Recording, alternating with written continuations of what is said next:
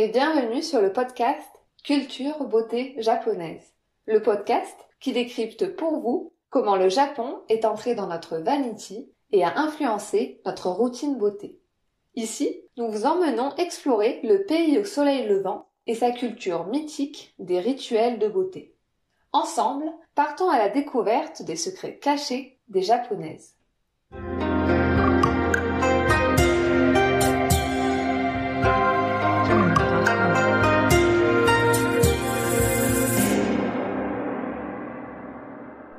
Bonjour à toutes et à tous. Dans ce nouvel épisode de Culture Beauté Japonaise, nous allons vous conter l'histoire des pionniers de la beauté nippone. Dans notre récit, nous mettrons l'accent sur les produits et les innovations qui ont fait leur succès. N'attendons plus, allons-y. Le Japon est connu et reconnu pour exceller dans beaucoup de domaines. L'authenticité, l'efficacité et l'intransigeance en matière de qualité en font également un pionnier en matière de beauté.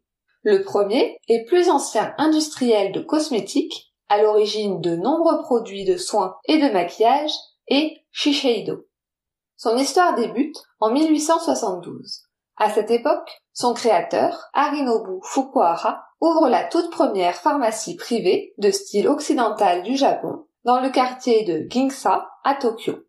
Et c'est en 1897 que l'entreprise se lance dans l'industrie cosmétique avec sa lotion mythique Eudermine. Avec ce produit, la marque bouscule les conventions.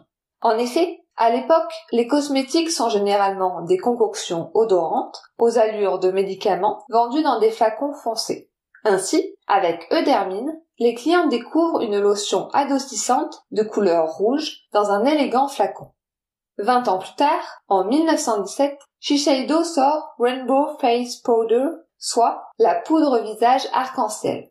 À l'époque, le culte de la beauté blanche prédomine et les Japonaises utilisent essentiellement la poudre blanche pour se farder le visage. En développant ce produit, audacieux et original, Shiseido a l'idée pionnière de proposer une poudre visage qui s'adapte à chaque carnation grâce à sa palette de 7 couleurs, blanc, jaune, beige, rose, pivoine, vert et violet. Toujours en 1917, Shiseido met sur le marché la toute première lotion blanchissante. Et 6 ans plus tard, en 1923, la maison lance la première crème de protection solaire Uvioline. Mais Shiseido est loin d'être la seule entreprise à marquer l'histoire de la cosmétique. En 1872 et aujourd'hui, beaucoup de marques ont vu le jour, dont les plus connus, Kanebo, Kao, Shu-Uemura, Tsuki, qui ont fait évoluer les produits de beauté et apporté de nouveaux concepts, copiés et suivis dans le monde entier. Explorons leur histoire d'un peu plus près. Commençons par le pionnier Kao, qui signifie visage en japonais. Créé par Tomiro Nagase en 1887, Kao propose des produits de beauté à la fois pour hommes et pour femmes. En 1890, la société lance son savon, le Kao Senken, savon Kao. À l'époque, le savon disponible au Japon était soit de mauvaise qualité, soit importé à prix élevé.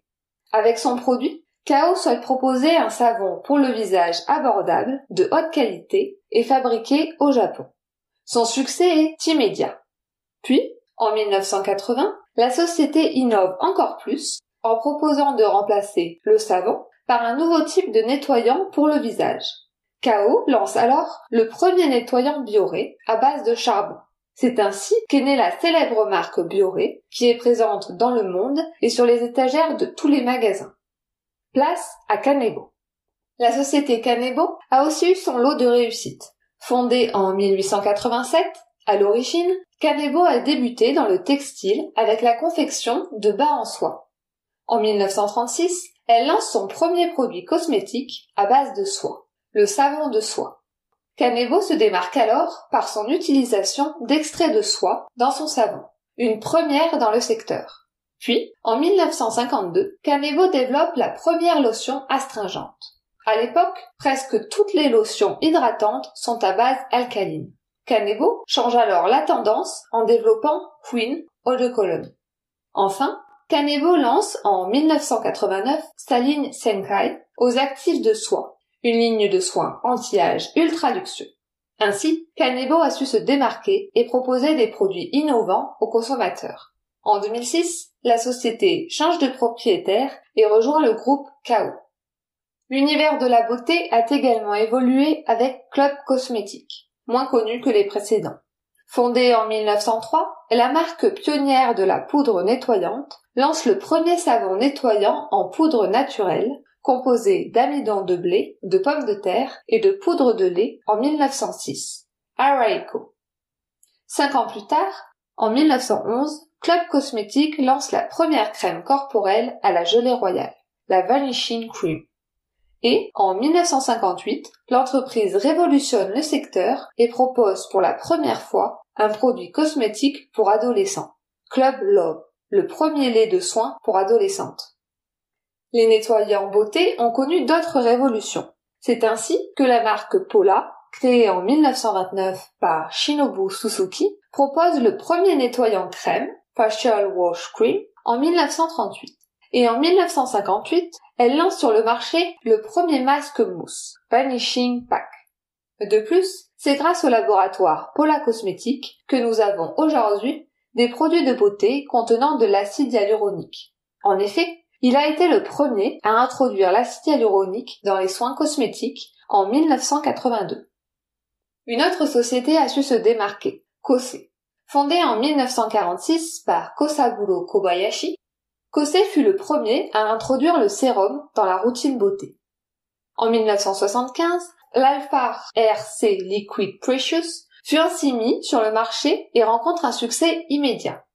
De plus, au cours des années 70, Kose développe plusieurs fonds de teint révolutionnaires.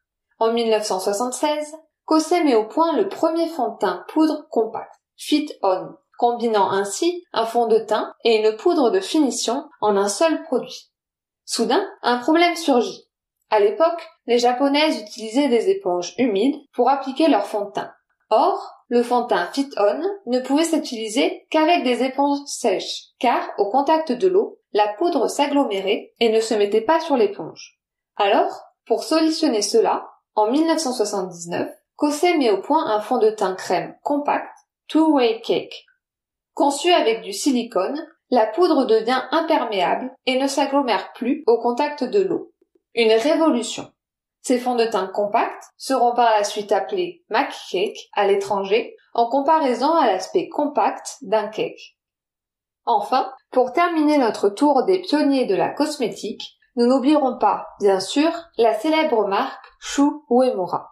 Créée par monsieur Shu Uemura, un make-up artiste renommé. Fondée en 1967, elle porte d'abord le nom de Japan Makeup avant de devenir Shu Uemura Cosmétique en 1982.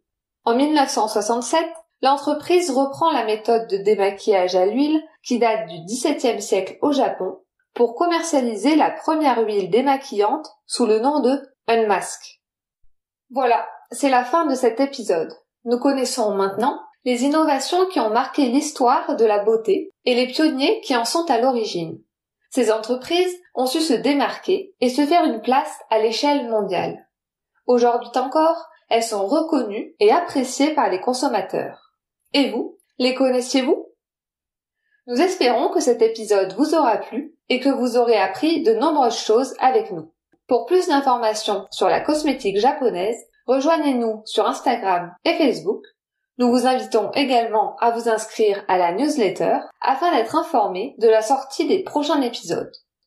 Merci pour votre écoute. On se retrouve la semaine prochaine. Nous parlerons des rituels de soins et des techniques de massage que nous avons adoptées de nos jours.